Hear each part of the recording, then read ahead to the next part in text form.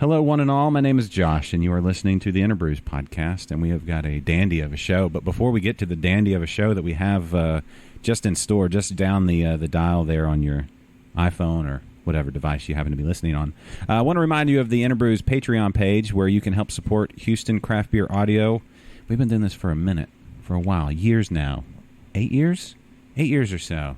Audio history of the Houston craft beer scene, and you can help support for as little as $1 an episode. Just go to patreon.com/interbrews or interbrews.com/patreon, or just click that link if you're on the website down below.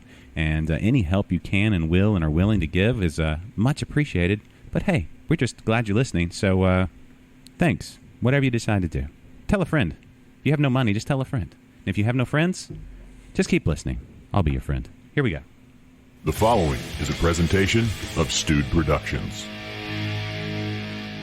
This is Matt at City Acre Brewing. This is InterBrews. Y'all can't hear that, so it's kind of weird. We just sit there and it's all quiet. Hayden and Reese, interns, summer interns in the fall. Winter? I guess we're still winter. Hey, Matt. Howdy. How's it going? It's going great. It's been a while. It has. And so glad to be back. I was listening to our previous episode. It's been almost 3 years. Time does fly. Some days I think it after opening this, it feels both like it was just yesterday, and it also feels like an eternity sometimes. Yes. But yeah, it's good. We're at a little over 3.5 years right now, headed towards our 4-year. Right, kind of in the middle of the year. We always kind of say July 4th weekend or the weekend before is our anniversary. So awesome. Well, I want to get all caught up because I was, like I said, I went back and listened, and it was right at the beginning of spring. And when you're growing things in the ground, that's a fun time. And we talked a lot about that, but it was a little later, so I noticed some things growing already because it's basically Houston spring already. Right, and the great thing about Houston is you can grow stuff year-round. Like, I think my favorite thing, it's not particularly popular with everybody, but arugula is the one green that year-round in Houston you can plant, grow, and harvest year-round. Yeah. So January or August. Now, arugula, a little bit of a peppery bite. Yeah. Great on pizzas, sandwiches, maybe not for 100% in a salad, but like some lightness in there. Little accent. Yeah. Almost like a bittering hop for a salad. Yeah, there you go. I like that. Yeah. Good thinking. Is that the purple stuff? Is it purple? It can have like some purple veins on it, but it's primarily like kind of a medium to dark green. What am I thinking of that's purple? Radicchio? Maybe that's it. That's a fun one to say, too. It is. And radicchio. You just wanted to see my mouth when I said radicchio. What I else trip over my words. What other... Test my alcohol level already, right? Like, can you say radicchio? So if you slow it down, though, that's one thing I figured out. If you slow it down to half speed, we all sound very... We might have to do intoxicated. We might have to do that. And so if we get a little too many beers, you just speed it up and we're fine. Okay, got it. We'll do that. So what's been going on in the last third of a decade? Well, a lot. It's been an interesting ride so far. We're still kind of like tucked away in our own little world around here. We've steadily grown every year and feel really good about our production amounts and stuff. We brought on a new sales guy this year who I have to keep telling him to not sell too much beer. Like, right? Stop. Or like one week we'll meet and he's like, "Can I sell a bunch of beer this week?" And I'm like, yeah, we've got plenty of beer to sell. And then he just he starts texting me with orders, and I'm like, stop. Like, we're not a production brewery. We're small. Right. We are primarily focused on taproom sales, which I think is, a lot of breweries that opened in Houston in the past 5 years, with the exception of, like the bigger ones, are primarily taproom sales. Yeah. But we are like uber small. We do 200 barrels a year, and I want to say 85 to 90% of that is sold right here in the tap room. Yeah, it's definitely the way things. I mean, people are doing it, but I think it's good that people are doing it that way. I'm glad y'all are doing it that way because it seems to be. I don't know. I'm not an economics major, or I just go to a lot of breweries, drink a lot of beer, so it seems to be the way that is the most. I don't know what the word is. Feel good. It just seems to be working well. Yeah, it does. I think so.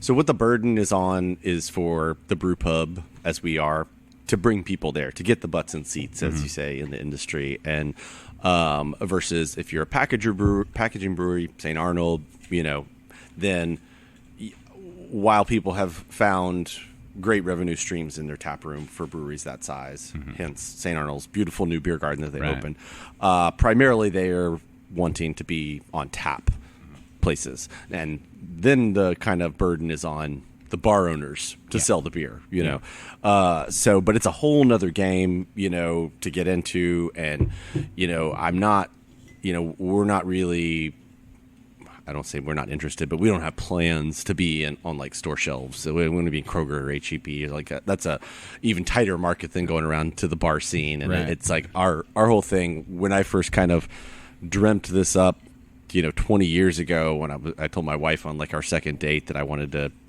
open a brew pub. I wanted like the brew pub, like the restaurant, the brewery, and people come there and you can make whatever you want. It's kind of, to me, it's the home brewer's dream, because that's how I got to making beer, is being a home brewer. And I want to talk with people about the beer that come in, and I put on whatever I want on tap.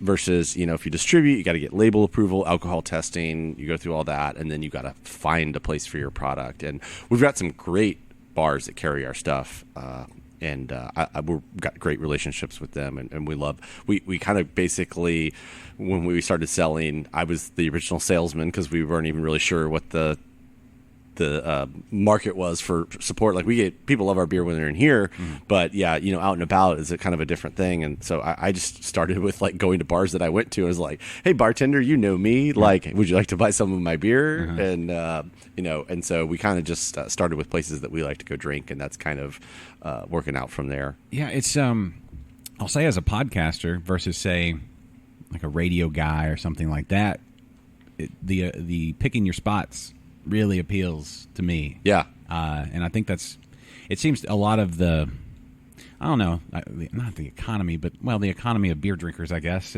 That seems to be, I don't know, that seems to speak to a lot of people. Sure. So, if I were, doing a brewery, it'd definitely be the way. Picking your spot seems really, like, there's a lot of freedom there. Yeah, there definitely is. It's, and what I love is because, everybody in Houston is still doing something different. Is a lot of people are saying, oh, well, this brewery is going to open up, or did you hear about this brewery that just popped up, and all this, and everybody's always asking questions like, what's your opinion on this brewery or whatever. And to me, I'm just saying, hey, there's plenty of room. Like, we're not anywhere near saturation, and we'll go a little while and not have anybody open, and then it'll be like 3 in a 6-month period and stuff. But for the most part, everybody still offers something fairly different, and so it's kind of like, what's your mood today? And you pick that brewery and head on over there. Yeah, it truly is. I mean, when you look at even if you look at you can look at Houston breweries,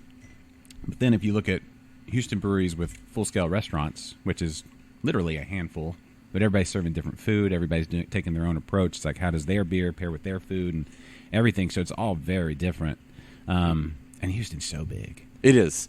And people like to eat. And I think, the restaurant was something that's very important for us, because I love to cook as much and eat as much as I love to brew beer and drink beer. Yeah. And I couldn't decide. And it's just one of those things. Yeah, when even after all this, I think off the top of my head, I'm just thinking like Platypus is one of the only other like true brew pubs that I can think of, as far as has a restaurant, but and sells most of the beer on site. Right. And then you've got St. Arnold and Schlabach as far as breweries with food, and then Buffalo Bayou just opened up their new place, which is great. If you haven't been there, the facility's awesome. And then local groups local group, yep, and they're on the cusp. They're very, very close. And James, he's obviously been an industry veteran for a long time, and he's got a lot of people around here supporting him. So I'm really excited to see what they start putting out of their kitchen and their tap room. Yeah, the whole thing, like, when you look around here, it's the coolest part.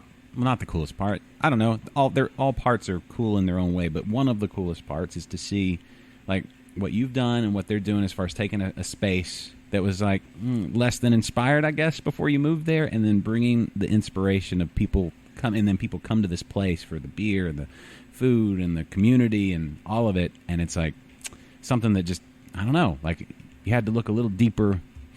Yeah, it's breweries are traditionally like warehouse district areas. Rent's cheap. You can get away with a lot of, permitting that you can't. We're in an industrial residential neighborhood over here, and it's very interesting. None of our neighbors seem to care. We're fairly quiet as far as breweries go, and so I think it's always interesting to see the kinds of places that breweries pop up. Yeah, arugula, one of the quietest of the vegetables. Definitely not a party vegetable. No. It's like those tomatoes can get a little rowdy. Celery can get pretty loud, chewing on it in your head and everything. But is it true that celery is a negative food where it takes as many calories to eat it and chew it as it does that you get from it? I've heard that, and I don't know. I would love to verify that. I'm not a huge celery fan, but I eat it for that reason. So if I find out that it's like, if that's untrue, then I might just stop touching it. Unless it's covered in blue cheese, obviously, accompanying wings. Then I'm fine with it. Yeah. Totally. It's the best stir. Yeah, exactly. It's like, what do I do with this? For a michelada or a Bloody Mary. Yes. Oh man, yeah. Do y'all do any do you have any I don't know, you can do like a beer chilada or something? We do a michelada here in house. We make our own mix, and we do a tahine salt rim on it. It's really tasty. Yeah, like a Sunday morning or whenever. I mean, any time really. Anytime people come in and they order it, we've got it available. So yeah, there's certain, I don't know though, something like late morning. It's. I like it when it's. I tend to rise very early in the day, and it's one of those we're supposed to meet people for brunch or something, and it kind of gets pushed out, and I hadn't eaten, and I'm starting to get kind of hangry, and next thing I know, I've been up for 6 or 7 hours. I hadn't really eaten anything because I keep expecting to go to breakfast. Then I go for a Bloody Mary or a michelada because it actually, you get that instant satisfaction of the savory, and it's it's got vegetables and it's nutrients hitting your body, plus alcohol. Yeah. So it's all the above. It's a little slice of awesome. Yeah. And I love I guess condiments and pickles and things like that, and so it does get pretty obscene, some of these drinks. But it's where you've got a chicken wing hanging off the side, and 5 pickles and some okra, and I love all those because I can, once again, as soon as I get my drink, I can just start eating at the table before everybody else. Full wedge of cheese. Yeah, exactly. 2 slices of bacon. All those things. I'm down for it. Is there anything? I mean, any savory type thing that you couldn't? You can put almost anything. I think if something is done and it makes sense in the context of the drink or the food, for that matter, then, that's how boundaries are pushed. That's how people invent new things. So I wouldn't say that there's anything that's off limits, but it's does it make sense with that item? Like a deviled egg floater? I just love I love deviled eggs, so I'm going to say yes to that. Yeah. Or just on a skewer, just above. Yeah. I don't know, something about it floating in the liquid. I think we could make that work. Just hanging. That's substance enough. When you do your filling, what jalapenos are great, but ancho chili, I don't know, all of that for the deviled egg. Yeah. Oh yeah. I like chipotle powder has some smoke, or the adobo sauce that the chipotles come in. Yeah. That's good stuff. Yeah, it's great for marinating things, and I always have a can. Yeah, it's perfect. Love deviled eggs. Are you hungry now? A little bit, actually. I'm sorry, our kitchen is closed today. That's fine. It is a Monday, so Monday and Tuesday we're closed, and so this is our days off to catch up on everything. Yeah, thanks for coming in on your day off. Yeah, no problem. I'm here all the time anyway. So well, typically on a day off, a day off in quotes. What do you on a Monday? What are you doing? Catching up from the weekend or getting ready for the next? Yeah, it's one of those things. Is we hire people that are great kind of multitaskers isn't the right. They are great multitaskers, but I guess jacks of all trade, or I guess Jills of all trade, if it is a lady.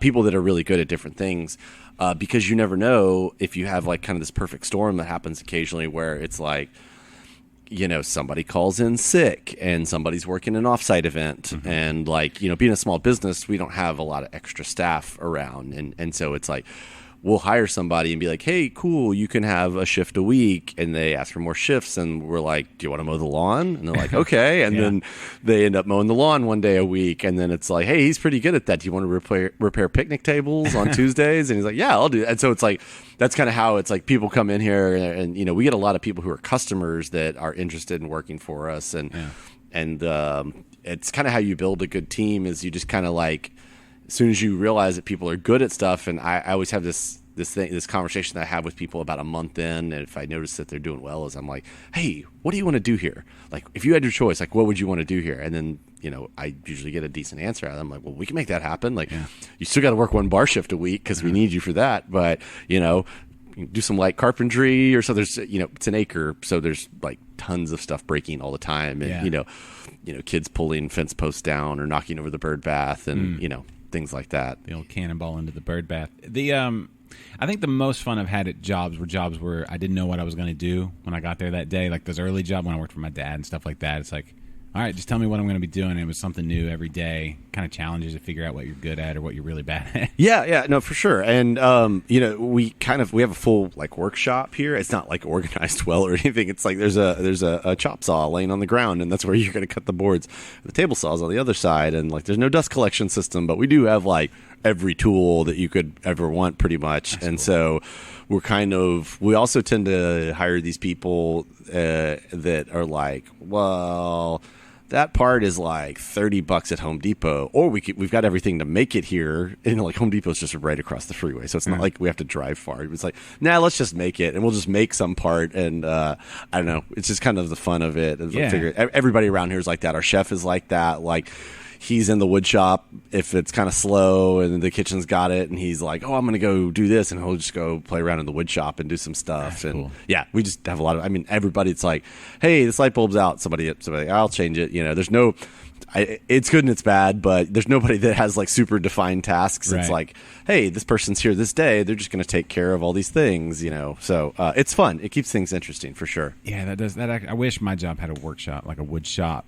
Like, I feel like that would be the best stress reliever. Just go and cut that smell. Yeah. Cut wood, and to feel like you look at it like I did something. I cut that piece of wood, and now they fit together, kind of, sort of. I did a thing, and now it's another thing. Like these benches, you can sit on that. Yeah, it's. I built all the tables and benches here for the brewery, so they're super sturdy. Actually, it's a funny story. We were like the week before we opened. We had a friend who had just moved to town, and we were throwing a welcome to town party. Brewery did not had customers in it at all, and we were in here and we were sampling some beers, and we were getting pretty drunk, and I leaned back in one of these benches, and something about the way that the legs weren't braced, and like the leg snapped off, and I fell over. I'm like, okay, well, first of all, everybody kicked me. Like, my friends kicked me out of my own bar. They're like, no, you're cut off. Like, you're done. And I was like, I'm not that drunk. I just broke the bench. And but I was like, the next day I woke up, I'm like, talked to one of my employees. I'm like, okay, well, we need to brace the benches like this, because apparently you can't lean back in them without one of the legs snapping off. And that would be horrible to do as like the first day of business. So, it definitely tested and everything. And we've never had anything like that happen again. So, all solid benches. Yeah. Super sturdy. Girls, what do y'all think? You feel, Get some head nods, thumbs up. Yeah. It's like my butt right now feels super secure. Good. That we strive for that out here. We should probably talk a little bit about Beer on a Beer podcast. Right. This, the TXPA, right? The Pale Ale. Yeah. Delicious. Thank you. It's one of our more popular beers. It's one of our standard beers, I guess I should say. So they are our 5 on the left are our standards that are here all the time, and they represent like 70 to 75% of our beer volume, just those 5 beers. Yeah, it's super tasty. You could just sit there and watch the sunset, drink that beer. Thanks. It's kind of it's on the border of what would be considered a session IPA, I guess. It's 5.3% ish and about 30 IBUs. So it is a pale ale, but the beauty of having your own place is I could call it a session IPA if I wanted. Like have somebody argue with me about it. It's like, no, I'm calling it this. But no, we call it a pale ale. But that was actually our first wedding out here that we ever did. A friend of mine, we were like, he wanted to get married out here, and we're like, okay, we'll do it at cost if you be our test case kind of thing. And he wanted us to brew a beer for him, and he wanted something that was like drinkable and approachable, and something hoppy that people who like craft beer would like, but not off-putting for people who drink Miller Lite or something. Right. And so that's what we came up with, and it's one of our staples. It's really good. It's my wife's favorite too. It's a great after work beer. Thank you. Or any time. Saturday's lunch. I bet it goes great with Actually, there's some people that use that in the michelada or the michelada mix in that beer. It's really good. So it's a citrusy hop load in there. So yeah, love it. Super refreshing. Excellent. The other beer that we have in front of us, this goes because this is my podcast. I get to tailor the information to support my claims. So don't take this as hard fact. But my claim. So last year was the year of the craft Mexican lager, which, as we all know, is absolutely what it was. because you say so. Because yes, I'll point to examples, and there you go.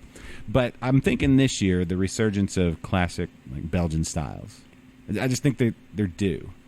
I love a Belgian style. It's actually like when I first started drinking craft beer. I say drinking craft beer when I first started learning that there was other beer besides macro lagers, and that's like when I would stumble upon a bottle shop and there were all these like Chimay Blue, and I was like, what is this beer? Yeah. This beer is amazing, and I will always use that as the yardstick, for Belgians, and so I love a Belgian beer. Well, I mean, just the whole I don't know. We've gotten away the big format bottles with the cork in the cage and the whole deal. I mean, just there was something to it, and we have so many good beers coming out where sometimes it takes a while to get back around to some of those classics like Chimay or what's the one with the fish with the purple label?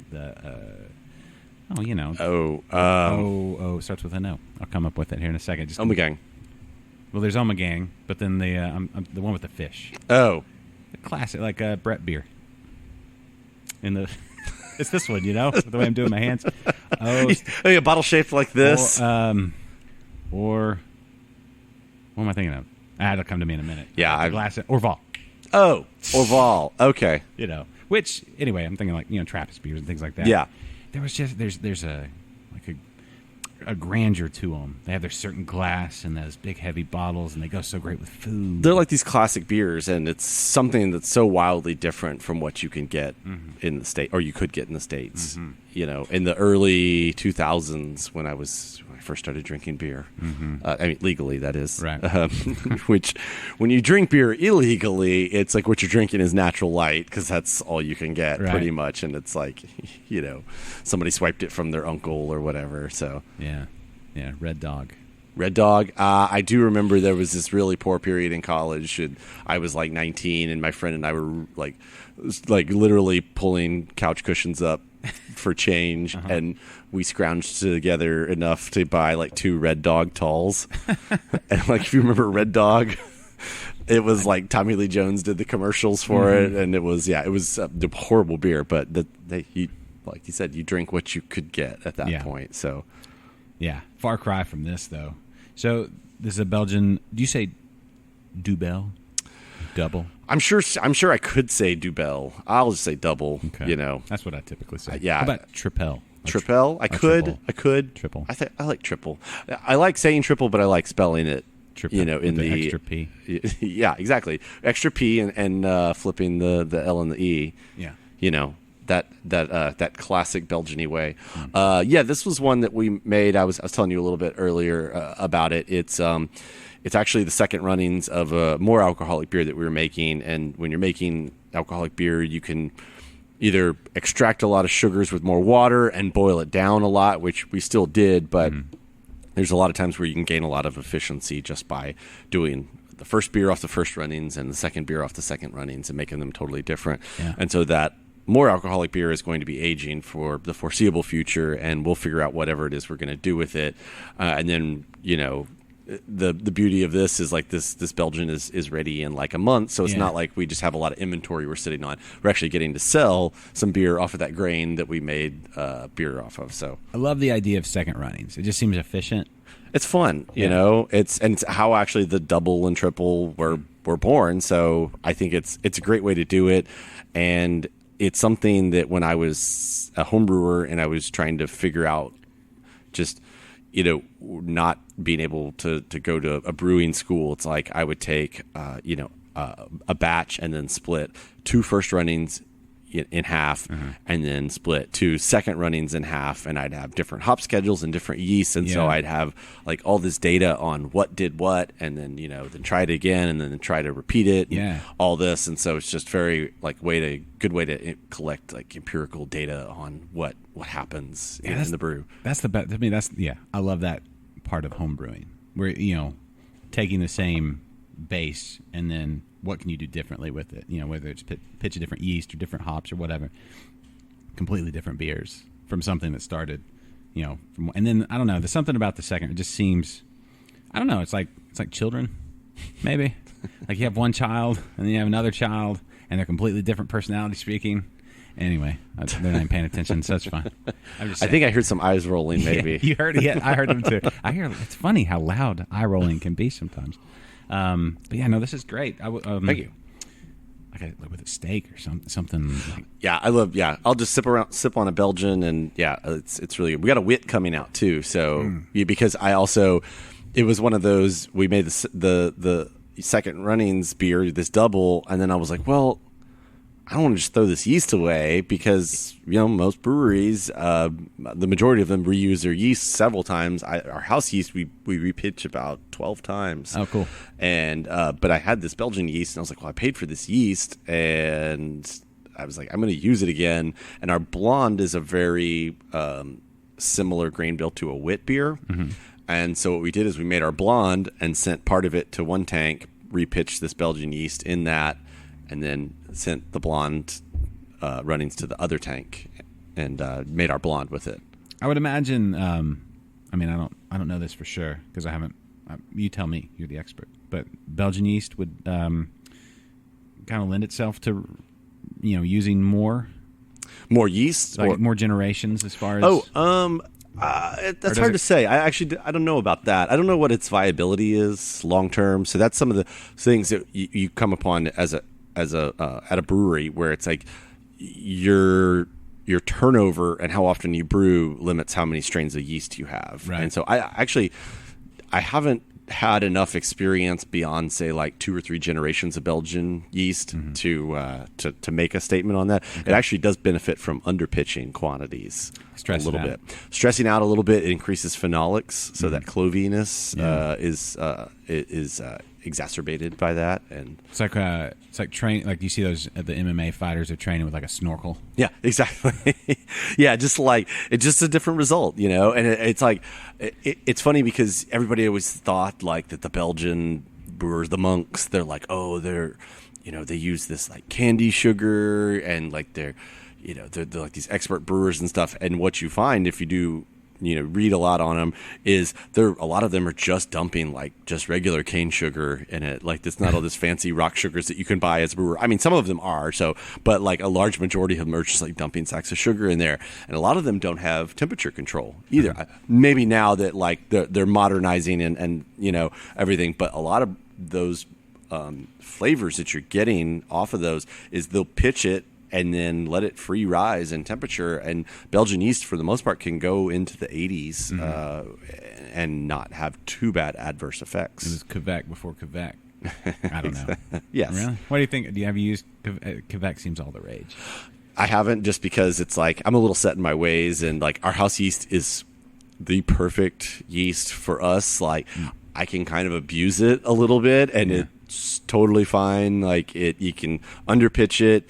It's got like a 15 or 20 degree temperature range that it operates in. It'll go down to like 55 degrees, and it'll go all the way up to like 72 degrees. And nice. And it drops clear fast. It flocculates well. I can leave it in a keg for 3 weeks and still have some good viability in it. It's really helpful. And I also chose it because no one else in town uses the same strain. So everybody, for the most part, uses like Chico yeast, the California US 01. And if you start with a different yeast, you're going to have a different flavor, regardless of if the grain bill is the same. So yeah, it's amazing. Like Belgian beers speak to that. It's amazing the change in the I don't know, just how much yeast impacts a beer. Yeah, it's crazy because it's all the same, like base yeast. It's all the same species, and like aside from like ale versus lager, but aside from that, it is all the same. It's just like anything could drift in flavor if you basically. We do buy our yeast every 12 generations or so. From Y yeast, but if we just continued to pitch it and like clean it and all that, like in 5 years we would have a completely different yeast. It would just like genetically mutate slowly over the years, and there's a selection that you may not be realizing that you're doing by like pulling yeast off at a certain time, and you're leaving behind yeast that's less flocculent, that stays in solution. So there's a lot of factors that go into that. You force like a natural selection on them. Have you heard of any brewers that have started with a yeast, and then of course they get new yeast along the way, but they've kept that one going? Probably Chester King comes to mind. I'm sure there's other ones, but since they've kind of cultivated their own, they started off using like English strains and stuff, but then they slowly moved over the course of the first several years of being open into all wild strains. Yeah. And so they're the ones that come to mind. But I didn't really have I don't have the patience to really do that, because it's like also it's a difficult one, because it's a conscious decision, and it's a program that you almost like you have to cultivate, both the program and the actual product, the yeast, right? Because it's like people expect consistency, right? So if you have your blonde, they expect the blonde to taste like the blonde each time they come in here. Yeah. And if they leave a year from now, they come back, they want it to taste like the blonde that they remembered. Right. And if you let it drift in flavor, you can, make people upset. Right. No, we don't want that. But I don't know. Just a place like this, you would think they're just, I don't know. Have you experimented with any? I did. I've tried, doing, since we've got so many like fruiting plants on site, I've done some like wild yeast collection, and I've gotten some okay results. But also at the same time, the majority of our customers are not like, super hardcore beer fan. Like as far as like, they want to come in and they want the beer with like all the 8 descriptors. It's like double imperial milkshake, hazy, blah, blah, blah, stout, or whatever. And, fruited, and like, and not to say that we don't do some of those things, but we're almost like, let's limit this to like 2 adjectives to describe the beer, kind of thing. So we don't do stuff that's like crazy, because like I said, a lot of people like our standards are like 70-ish% of our volume. So we've got our specialties where we can do a little bit crazier stuff, but the blonde and the Kolsch represent like 40% of our beer volume here. Yeah. And those are our 2 most popular beers. Yeah, and I mean, I think the people that enjoy the crazy styles are the loudest, for sure. Like very true on social media, and those styles, they're fun. Pastry stout or what? I say sure. Throw me an extra handful of glitter on that thing and hand it over. I'll try that thing. With a brownie crumble. Ring yeah, on the sure, side or whatever. Sure. I'll try it, but I don't know. It's like the. Well, it's like the Pearl Jam lyrics, change by not changing at all, right? Yeah. And eventually, it's like, oh, have you just? There's going to be a group of people in a couple of years. Have you ever tried a Kolsch? It's amazing. Yeah, and that's kind of like I guess I've in my own personal palate have kind of gone all the way around that a lot of brewers do, where in the end we just want a really well made lager. Not to say that we're going to reach for a Budweiser or anything like that, but it's like a good Kolsch or a good Pils is really hard to beat. And I like to drink multiple beers at once, and if I have something that's going to kill my palate or that is like sickeningly sweet, just cloying, then I'm not going to want to have more than 1 or 2 or even a half of it. And so I like beers that I can sit there and drink for a long time, and I want another, and that tends to be the lighter styles. And for us, that also works well with our model, because we're a brew pub, and so we need to have a fast turnaround on our beers. So like our blonde is 8 to 9 days kettle to keg, and it's done. So it's really fast, and stuff like that. So we kind of, that's something you have to balance, is like, what's your tank time versus like getting to the taps and stuff. Yeah, I love snappy like Pilsners. Just oh yeah. snappy. Oh well, and we would make more of those kinds of things, but you're talking like 6 weeks in the tank, and you can't make anything else. And so we'll do them, but we really have to time things right, and so that can be difficult. Well, since it's been, I don't know, I guess right at 3 years, and that was, a few months after you guys opened. Has there been anything like that you look back now, like, oh, that's hilarious that we tried that? Was there any like stories where you're like, that was, what were we thinking, or something like where you learned from you can call it a mistake, but something that didn't pan out exactly like. You mean like beer wise or like just business wise? Either way. And that's a tough question. Are you about to ask what my greatest weakness is? Yeah, no, there are none. Definitely none. That's a difficult one, and I guess I'm gonna, in not having something that comes to mind right away. It's just one of those. I don't regret anything that we've done because it's kind of like this was an idea we had and we gave it our best shot, or this is what we did with the best information we had at the time. Any small business is going to stumble a little bit, and we've definitely had our ups and downs. We got flooded by Harvey. There some days, because we are a little bit of a remote location. Some days it pours rain, and your customers are, not going to come out in that. Right. And so, there's days like that. But I think it's just it's those learnings that kind of propel you as a business, and it's like, well, let's not do that again. Or it's like it's really like if we're gonna try to execute this event, let's put all of our promotion behind it, and it's really just making sure that we learn. Mm-hmm. If you learn each time, then there's no real regrets in that, because it's like now every time we have an event, we have a document that's like 2018, and it's like, this was Valentine's Day 2018, this is how fast the tickets sold, this is like all this other stuff. And so we just keep track every year, like, because you the first year or two you think, oh, we'll remember what happened last year, and then you get a year and how many beers later, then you're like, I seem to have lost those parts of my brain cells. Right, so. but it also comes around so quickly. It's like, oh, you're talking about, like, I feel like Christmas was 2 days ago. Right. But Valentine's is literally right around the corner. Yeah, and so, like, this year, what are y'all doing for Valentine's Day? Well, actually, it's one of those, like, when sometimes things kind of, like, mount up on each other, and we're like, oh, that's going to be a crazy week. So it's like that whole week for us is nuts, because we do a Galentine's Day event. So I don't know if you're familiar with Parks and Recreation, the show. And so we do a Galentine's Day on February 13th, which is a Thursday. And we've got a little Sebastian that comes, and you can take pictures with him. And we've got tons of like specialty cocktails. We make beer-based cocktails or champagne cocktails. So we've got that. And then we've got Valentine's Day the next day. So we've got a 4-course beer pairing in the house, our Victorian manor on the property. That's in the evening. And then the next day, Saturday, we have a party booked here.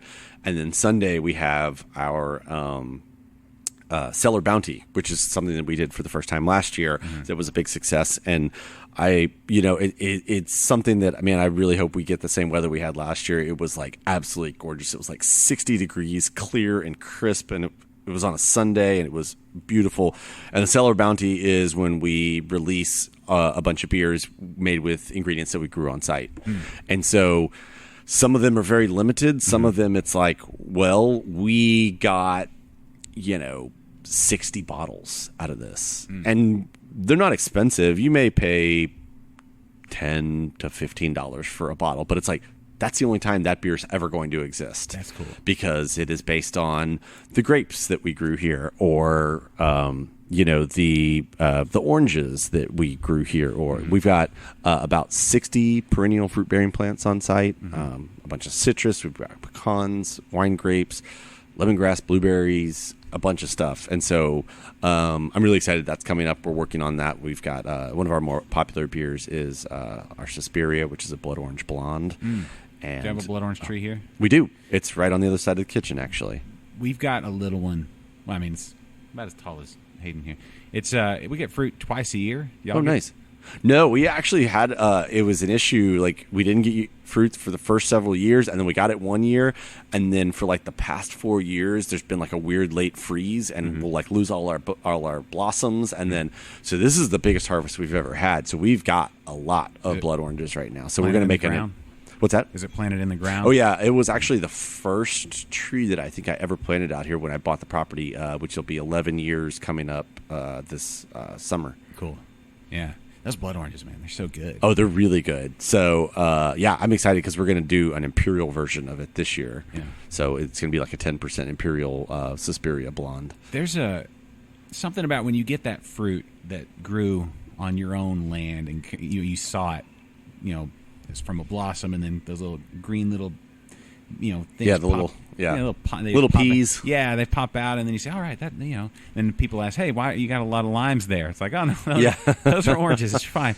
But it's when you see them hanging, and you try it, and like it's the sweetest fruit you've ever, just because it's not just, blood oranges are just delicious, but the fact that it's your tree and you saw it grow, I don't know, there's just something, and then you put it in it's just cool. Yeah, it's great. And we make a lot of cold brew coffee here. The employees they drink a lot, and we're starting to distribute it a lot to various places around town. So we end up with a lot of coffee grounds, and they're very high in nitrogen and acidity, and there's stuff that's things that citrus trees love. So we get coffee goes right there. So all of our stuff is grown with organic methods. We're not a quote unquote officially organic establishment, but we don't really use pesticides or anything like that. And so our fruit isn't always the prettiest, but it's a cosmetic thing, really. And so it probably wouldn't do too well at the farmer's market, but it's very tasty, and definitely then we don't have to worry about any sort of like stuff on the fruit that you would if you had to buy it in the store. So I got to pick your brain about blueberries. We've planted blueberries in the past with mixed success. Basically none. So blueberries. If I were going to plant some in my backyard, what am I looking for? Sun-wise, soil-wise? Well, with any fruits, really, you're looking 4 to 6 hours minimum for sunlight. Blueberries are interesting in they like well-drained soil. Okay, so raised bed. Raised bed for sure. They like a lot of organic matter, and they don't like unnatural fertilizers. Okay. So they don't go buy Miracle Grow and sprinkle it on it. Like Microlife is a great all-purpose organic fertilizer. It's actually made in Houston. You can get it like Wabash and stuff. It's awesome. But cottonseed meal is very high in nitrogen, and I can't remember. I can never remember off the top of my head. But it's either bone meal or blood meal. It has high phosphorus, good for fruiting.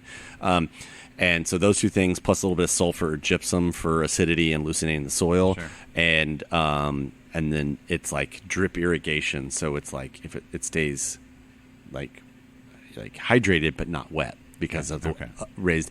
And basically you kind of would treat them like an azalea. So acidified soil, well drained. Do they like the coffee grounds? They do like coffee grounds. Yeah, that would be considered a natural source. Flavored coffee? I don't know about that actually. The oils might do something, but may get some hazelnut in your. Yeah, exactly. Some hazelnut blueberries. That sounds pretty good. Actually, I would eat that. I wonder if that's I don't know. And I think you have to kind of time the fruiting a little bit because they're a fairly new cultivar, I guess. Like it's especially ones that are for warmer weather, like in the Houston area that need fewer chill hours. They were like such a wild plant for such a long time. They benefit from having a different variety in their presence. Okay. So if you have we have 8 of one kind, and the 9th one is a different variety, and they all fruit around the same time. So there's early summer, midsummer, and late summer ones. Okay. So yeah, blueberries can be a little finicky and complicated. But how's your bee game? Bee? Yeah. I love them. We don't keep them here, but I would love to. But that's just one more thing to keep up with. Nothing says come out to have a beer, get chased by bees. Yeah, for sure. We've talked about it. There's some customers of ours that had an apiary, and we talked about moving some over, and it just never really happened. But it's something that I would love to do, but have absolutely no bandwidth or energy to do. Yeah. It's I would love it if we could get honey that then we put in a beer, but the quantity that we would need, we need 5 to 10 gallons at least to make a difference in the beer. And that's probably 400 hives or something. I don't know. Probably not that much, but a lot. We don't have bees at the house. We have dirt daubers. Oh, yeah. Honey's not near as good. No, definitely not. Kind of muddy. Real earthy tones. Yeah. Not very good. Stay away from that dirt dauber honey. So, anyway. Let's look into the future. I mean, it's been 3 years since we last chatted. I don't want it to be another 3 years before we chat again. But another, as things go, what do you see? Like, is there anything you haven't done yet that you want to do, or something that you're really, really enjoying that you want to make sure you keep doing? What's really interesting is this is kind of going to be a big year for us, because it's just kind of like, I feel like it's where we finally hit our stride, and I will say, as of today, we just paid off our last loan payment today. So like that's definitely something worth celebrating on the property. Basically, on the build out and the equipment and stuff like that. I own the property outright. Yeah, okay.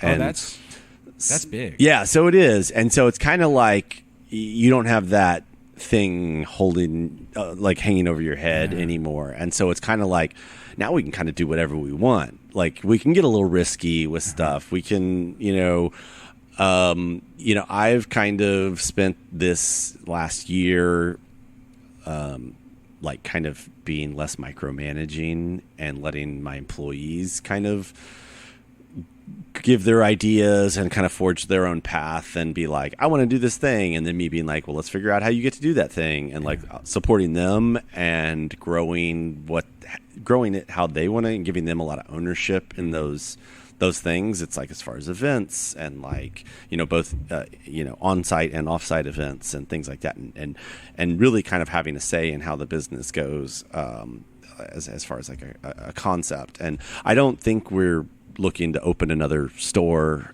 or anything like that anytime soon. In fact, Brock Wagner, I was at the One Pot cook-off yesterday. How was that? It was awesome. Yeah, we do it every year. My friends and I. This is like the 13th year we've done it. So, and he was like, "Did I hear a rumor that you guys are moving?" And I'm like, "No." So, and he's like, "I don't know who that would have been then." He's like, "I swear it was you." And I'm like, no, we're not moving anytime soon. It's like, we thought about like, oh, what if we opened a different location somewhere? And it's like, what would that be? Because kind of our thing is like, we've got a big piece of land right in the middle of the city. And it's like, where else would we do that? Like Katy or Sugarland, or it's just, I don't know. It's not really the same to me. And so I would rather reinvest in this property here. And, if it came to it, just like buy up more land in this neighborhood and make it a bigger complex and like make it this destination that people come out to. So as far as looking to the future, it's really, I'm not discounting anything. It's because we kind of made all of the styles that we could have made. I think we produce we put out a new beer like every other week. Wow. Pretty much. So our first year we did like 27 beers, and we pretty much match that every year. And so we know what works, what is like not very popular, and then we just kind of, what do we have to work with seasonally? And so kind of nothing's off the table. We're just kind of seeing how it goes. That fact that you are in such a great position, just to, it's just whatever you want to do. I thought there was a little more bounce in your step. Probably, yeah. It was, it's a good place to be in. But also, that coupled with having a great staff, and the staff really loves working here. In fact, I have to tell people to leave, like go home, like, like go enjoy someplace that isn't here, like get some perspective, because I always feel like if I go on vacation or just get away from the brewery for a while, instantly my brain starts working, and it's like, oh, these people do this thing this way. I never thought about that. And then, then it kind of, you come back with these fresh ideas, and you get a little perspective by moving, getting out of the business for a little bit. And so that's kind of been this past year for me, is stepping out, being more I guess I've always been the face, but being kind of like out and about and like talking to people, and working on maybe some collaborations, or just helping grow the business organically while the employees get to kind of thrive in an independent environment without like a boss looming over them. No, that's, I hear that, like, especially when you're new breweries, it's everything and always just in it, trying to get everything moving and going, and to be able to take a step back is, and take back and look at what you got. This is it's interesting the way that happens. I was actually, the way that things happened due to like some staffing issues and stuff, it wasn't like my first choice for like some things to happen the way they did. And it's one of those beautiful like moments where you're not getting what you want actually turns out to be a good thing. It's like we had like a couple people leave like right in a row, and it just like completely just threw everything up in the air. And it was like we kind of ended up being forced to restructure how things are done here and like people's responsibilities. And it ended up where everything just kind of, when the dust settled, everything worked much better. Yeah. And we never would have done that if it would have been just like one person leaving, because we would have just replaced that one person. And when it ended up being like 3 people, like 3.5 people leaving at once, just for various reasons, like life and all that, it just ended up where we were kind of forced into this situation, and it worked out really well for us. Yeah. And and if you're a half person, I'm in a halftime person, not like less than 4'11" or something. Yeah. When We don't employ child labor, by the way. when they talk about people just being all arms and legs, like guys go through puberty, he was literally just all arms and legs. He was a half person. I don't know. Sorry, bad jokes. But no, that's cool. When I hear that, all of that, everything you've been talking about, that makes me think that the future is very bright.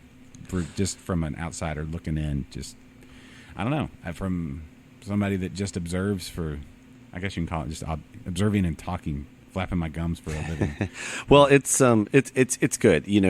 I think, like I said, everybody that works here likes being here, as far as I can tell. Everybody's got good ideas, and I will just tons of credit to my employees. Like it may have been like my dream and my concept and my like blood, sweat, and tears all at the beginning, just trying to get this thing off the ground and like figuring out what works.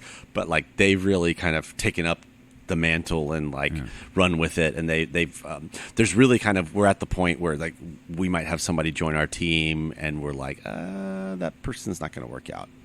And not that they're going to get fired, but they kind of realize like within a week that they don't really fit in with the culture, because we're like very specific. We're like do it yourselfers, and just like everybody's got to be like have a good attitude and like be nice and like just contribute and like be positive about things and like try to figure out different workarounds for stuff, and it works really well. And we couldn't do it without our employees. All of them work extremely hard.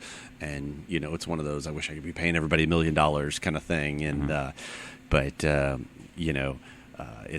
is a bar still. So we're lucky enough to make our own beer. So we get a complete say in what we serve. Oh, hey, that reminds me. Okay. I've got something that we like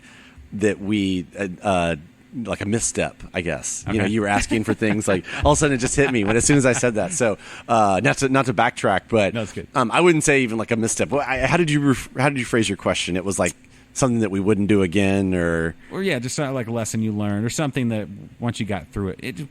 Okay, whatever you're about to say that. So I will say this. So we had this idea that we'd open and we would have, like one side of our tap wall was going to be our stuff, and then the other half was going to be just our favorite stuff from around town. And we did that for maybe the first 6 months, and we could not move other people's beer.